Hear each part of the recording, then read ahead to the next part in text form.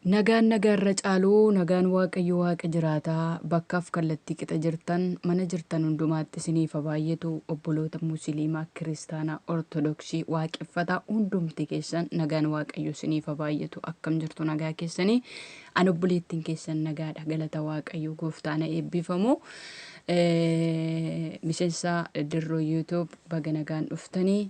Eegaatii maatiinaaf ta'a warri maatiin ta'in jirtan subscribe gochuudhaan maatiinaaf ta'a miseensa kootti dabalamaa like godhaa warroonni addana keessa jirtan immoo jechuudha like godhaa share godhaa wal biraan ga'a eegaatii akkasiin share gootanii wal biraan geessanillee abdiin qaba. Gooftaan bara baraan haa eebbifamu.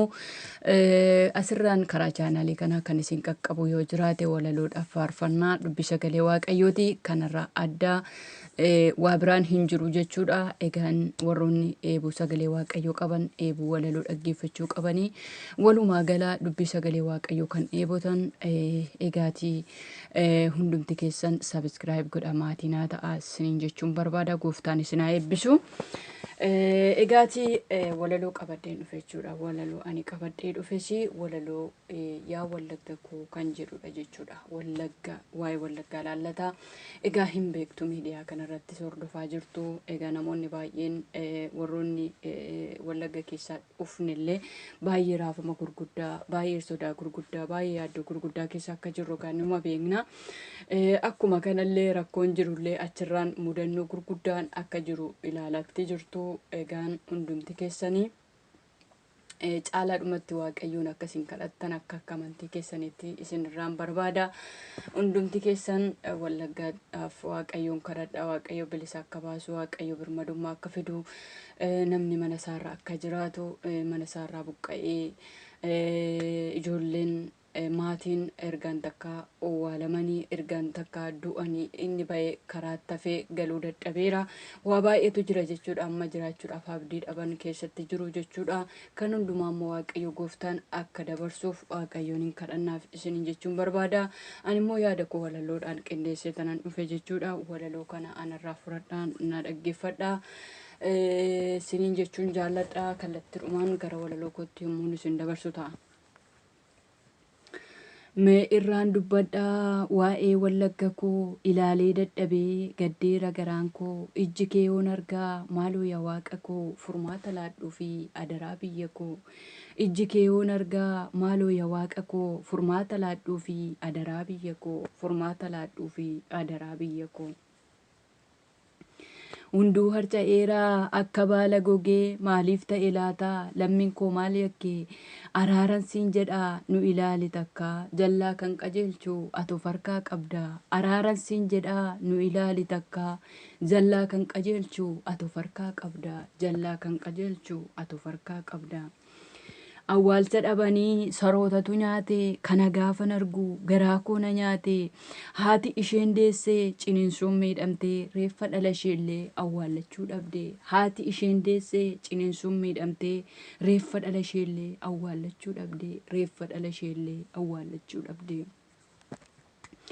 Ijoolleen qalamtee dubartiin ulfaanii boqonnaa nu dhowweem karuma hundumaanii dhiiga cobulaalee ijji mimmaan roobsaa maaloo nuu birmadhu adaraayya gooftaa dhiiga cobulaalee ijji mimmaan roobsaa maaloo nuu birmadhu adaraayya gooftaa maaloo nuu birmadhu adaraayya gooftaa. Jaarraa lakkoofne irraa boo erga jalqabne garuu hamma yoonaa furmaanni hin argamne yaaddootu dhuunfatee gola dhaloota kee garaan jabaatinii ol nuuf kaas harka kee yaaddootu dhuunfatee gola dhaloota kee garaan jabaatinii ol nuuf kaas harka kee garaan jabaatinii ol nuuf kaas harka kee. Durabboonni keenya kabajallee qabu har'a bara keenya miilaan gadhiitamu kana duwwaa miti mana isaanii keessaa gad ari'amanii nama meeqa du'e nyaatallee dhabanii kana duwwaa miti mana isaanii keessaa gad ari'amanii nama meeqa du'e nyaatallee dhabanii nama meeqa du'e nyaatallee dhabanii. Mee ati dubbadhu sagalee kee baasii isa walwallaalee lammii koo araarsii nurratti moosisiin nurratti moyinii xonqolaa fabaarsii sibiraa hadhufu gooftaa koo gargaarsii nurratti moyinii xonqolaa fabaarsii sibiraa hadhufu gooftaa koo gargaarsii sibiraa hadhufu gooftaa koo gargaarsii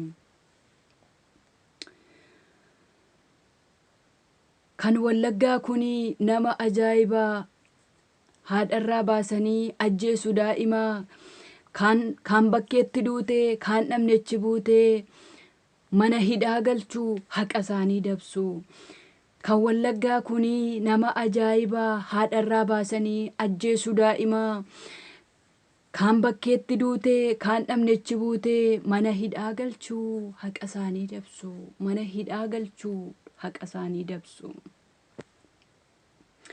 Maaf waliin hubanne lammii akkasaa sobatti murteessee mana hidhaa galchaa maaf waliin hubanne lammii akkasaa sobatti murteessee mana hidhaa galchaa miidhama ulfaataa rakkoo hammana ga'uu gurri keenya takkaa waan gaariin dhaga'u egaa hamma yoomii kunitti fufuunsaa dhiyaachuunsaa nollee Iyesuus dhufuunsaa.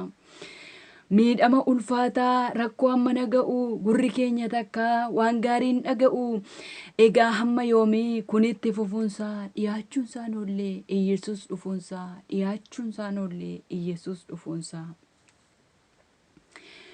Osoon barreessellee waan baay'een tarreessaa hadaraanaa dhiisaa qabaadhus balleessaa maqaa koo yoo feetan dirribeen jedhama qophaatii taa'a lammii koo hadaraa. Osoon barreessellee waan baay'een tarreessaa hadaraanaa dhiisaa qabaadhus balleessaa maqaa koo yoo feetan dirribeen jedhama qophaatii taa'a lammii koo hadaraa qophaatii taa'a lammii koo hadaraa. Gooftaan isin haa eebbisuu eebbifamaa waan hangamaatti na waliin turtaniif waaqayyo isin haa eebbisuu.